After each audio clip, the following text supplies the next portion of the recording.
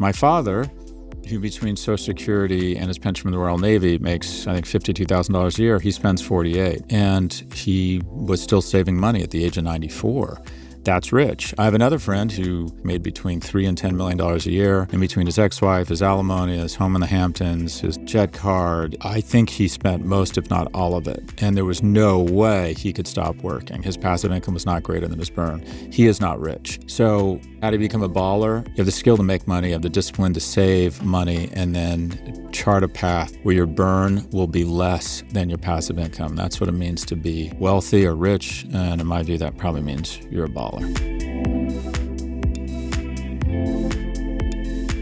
In today's Office Hours, we discuss how we produce this show, what it really takes to be a baller, and what traits actually matter when hiring. Our first question comes from Mission Alt 99 on Reddit. They ask, I'd love to learn more about how you produce all the podcasts, from selecting guests, scheduling pre-production to post-production of each episode.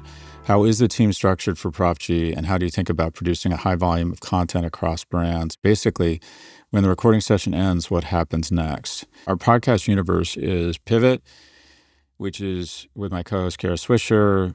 Vox owns the IP there, so we can't, take it and go somewhere else. And then I started a portfolio of podcasts. There's Prof G, which is this, Prof G Conversations, which is generally a long-form interview. Prof G Markets, which is with my co-host Ed Elson. We specifically talk about the markets and stocks. Prof G Raging Moderates, which is a political podcast hosted with Jessica Tarloff. Office Hours, which is my favorite, which is, this, where people just write in and we try to give them unfiltered, no mercy, no malice advice or responses to their questions. And then No Mercy, No Malice, which is George Hahn reading over my newsletter that I put out every Friday.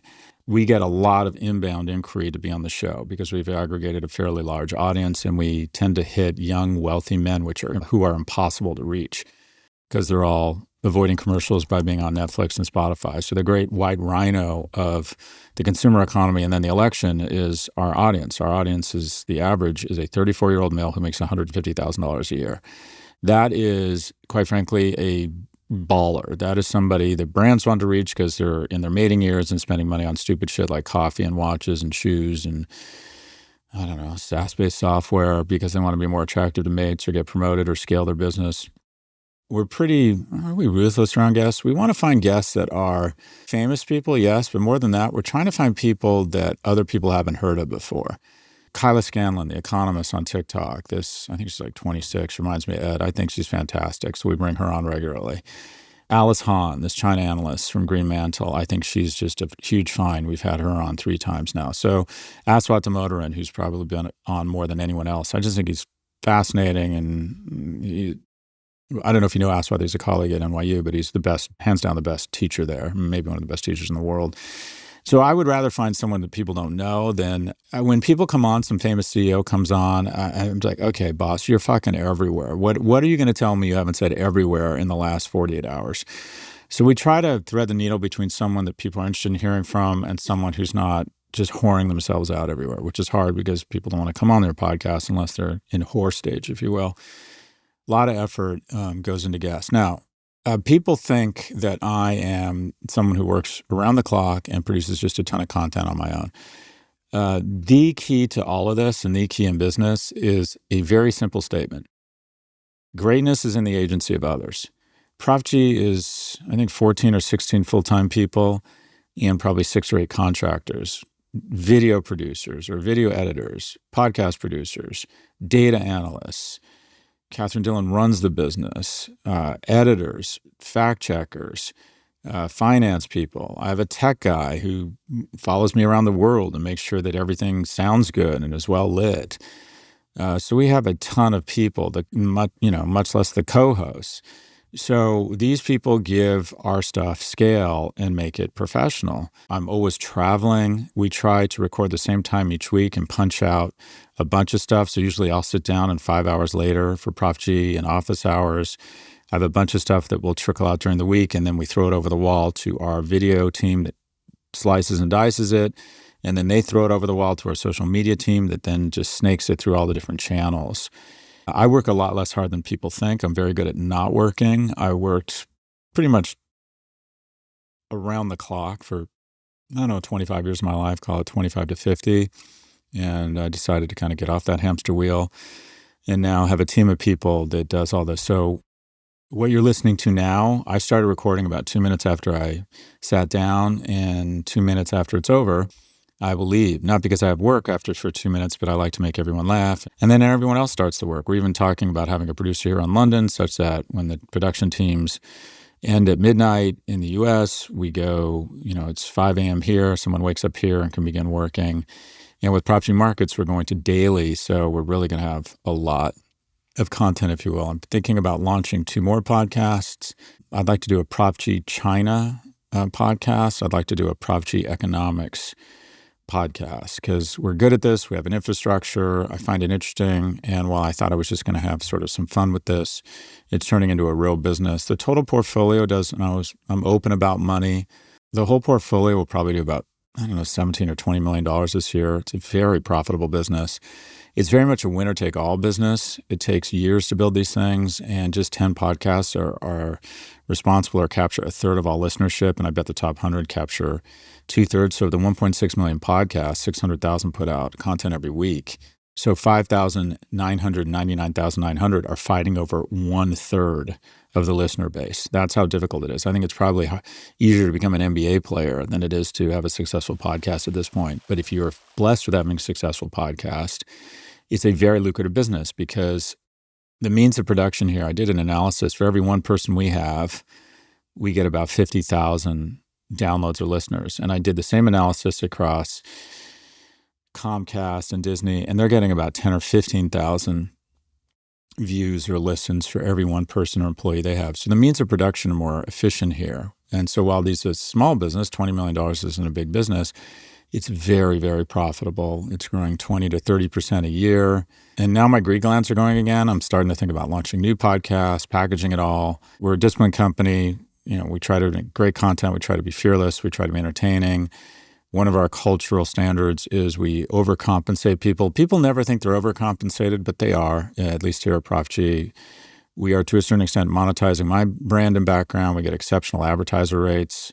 If you just run ads in an ad network or on AdSense, you're getting $2 or $3 CPMs. We get between $30 and $50 CPMs because, see above, we get this incredibly attractive audience, and we make really good money. And I don't want to go through the hassle of hiring and firing and upskilling. So we hire good people I've worked with for a long time or that come highly recommended.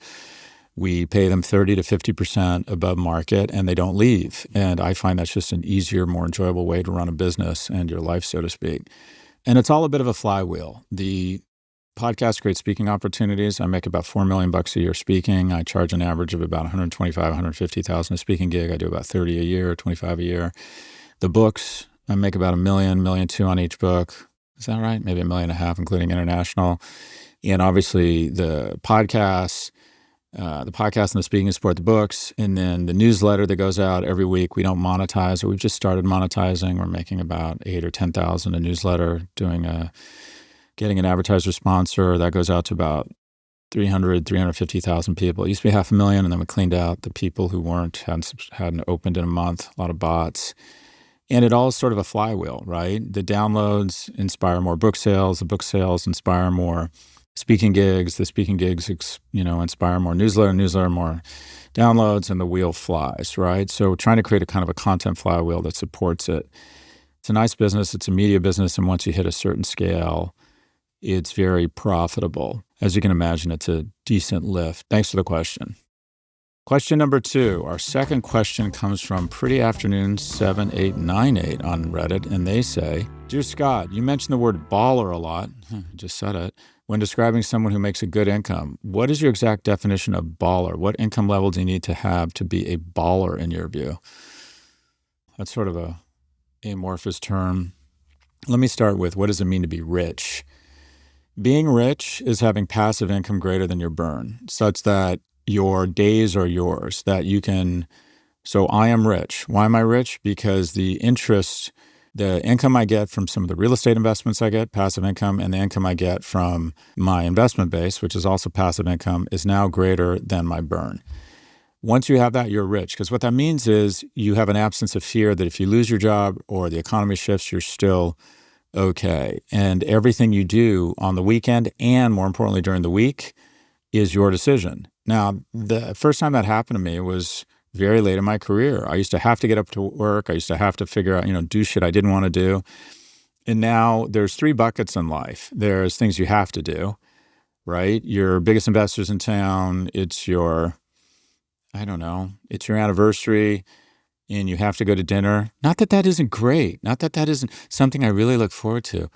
But there's things you have to do. Then there's things you want to do. What did I want to do? I wanted to go to Chez Margaux last Wednesday night and meet up with my friends and get shitty drunk. I wanted to do that. And then there's things you ought to do. Oh, the friends in town who you went to college with and be interested in having dinner. Oh, a friend is having her 50th birthday party. You don't really know her that well, but she invited you because, she and then I'm like, okay, the key, one of the wonderful things about being economically secure is you can eliminate the should bucket.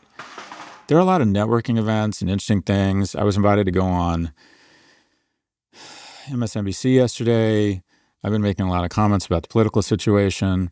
I should do that. It'd be good for my brand. Okay, I don't want to. I have no interest in going on for 8 minutes and speaking to some anchor on MSNBC about the same fucking thing over and over that they've been talking about all day. I've gotten rid of the should bucket. So your ability to exercise the word should means you're rich. But generally speaking, your passive income is greater than your burn. That is the definition of rich. My father, who between Social Security and his pension from the Royal Navy makes, I think, $52,000 a year, he spends $48,000. One, because his son is paying for his health care. But even before then, he was still in savings mode. My dad is ruthlessly cheap, and he was still saving money at the age of 94.